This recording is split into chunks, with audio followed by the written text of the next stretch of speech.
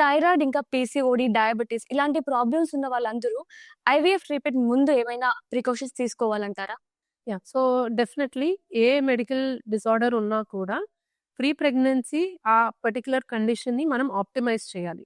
So, thyroid ఉన్నా, sugar ఉన్నా, ఇంకేదున్నా కూడా మనకి ఎగ్ అండ్ స్పెర్మ్ క్వాలిటీ పైన ఎఫెక్ట్ ఉంటుంది. అండ్ మనం ఇచ్చే మెడిసిన్స్‌కి వచ్చే రెస్పాన్స్ పైన కూడా ఎఫెక్ట్ ఉంటుంది. సో, అది part of pre pregnancy planning. It's not only for IVF అండి. ఎప్పుడైనా కూడా even any couple planning naturally కూడా ప్రీ ప్రెగ్నెన్సీ మనం వాళ్ళకి ఏదన్నా మెడికల్ డిసార్డర్ ఉంటే ఆ హెల్త్ కండిషన్‌ని ఆప్టిమైజ్ చేయడం చాలా ఇంపార్టెంట్.